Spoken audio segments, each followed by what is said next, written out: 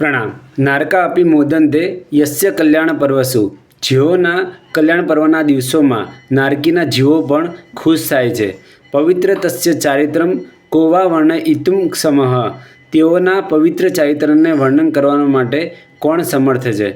ત્રિષષ્ઠીમાં તીર્થંકર પરમાત્માની જ્યારે સ્તુતિ કરવાની આવે છે ત્યારે ઇન્દ્ર જેવા ઇન્દ્ર પણ જ્યારે પરમાત્માને કહે છે કે ચકલી જે હોય ને, ચકલી એ જાણે પોતાના પગને ઊંધા રાખીને જાણે આકાશને આધાર ન આપતી હોય, જાણે આકાશ પડી જાય અને હું આધાર આપું છું, એવી રીતના હું તમારા ગુણ ગાવાને સમર્થ થયો છું.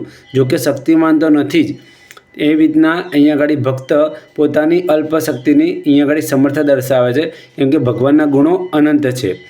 એવા પરમાત્મા જ્યારે પરમાત્માનો કેવળજ્ઞાન કલ્યાણક થાય છે ત્યારે પ્રદ્યુમ્ન શ્રી મહારાજે એક બહુ મસ્ત સંશોધન કર્યું છે કે ખાલી નરકની અંદર અજવાળા જ થાય એટલું માત્ર નથી. ભગવાનના કલ્યાણકોની અંદર જ્યારે પણ કોઈ નરકની અંદર રહેલો જીવ છે એ જો આયુષ્યનો બંધ પાડે ને તો એનું આયુષ્ય તિર્યંસ ગતિનું ના પડે પણ મનુષ્યનું જ પડે. અને જો એ સમયે કોઈ તિર્યંસ ગતિમાં રહેલો જીવ હોય અને એના આયુષ્યનો બંધ પડે તો એનું કાં દેવલોકનું આયુષ્ય બંધાય કાં મનુષ્યનું આયુષ્ય બંધાય. અને મનુષ્ય ગતિમાં રહેલો જીવ જો ભગવાનનું કલ્યાણક હોય અને એ સમયે જો આયુષ્યનો બંધ પાડે તો એને દેવગતિનું આયુષ્ય બંધાય છે. એ પરમાત્માના કલ્યાણકનું અનંત ભવોથી લોકોના માટે જે પરમાર્થ કરવાની જે ભાવના છે, પરમાત્માની પરોપકાર કરવાની જે ભાવના છે, એનાથી ભાવિત થઈને પરમાત્મા જે તીર્થંકર નામકર્મ બાંધે છે અને એનાથી તીર્થંકર નામકર્મનો જે ઉદય છે એ પરમાત્માને હંમેશા કેવળજ્ઞાન કલ્યાણક પછી જ આવે છે. ભગવાનનો સૌથી શ્રેષ્ઠ ઉપકાર કોઈ હોય તો એ છે તીર્થની સ્થાપના, અને એ તીર્થની સ્થાપના એ પરમાત્માના કેવળજ્ઞાન કલ્યાણકને આભારી છે. આપણે પદસ્થ અવસ્થાનું ચિંતન કરવું હોય ને તો એમાં પણ પરમાત્માની કેવળજ્ઞાનથી નિર્વાણ કલ્યાણક સુધીની જેટલી અવસ્થાઓ છે એનું ચિંતન આની અંદર કરવામાં આવે છે.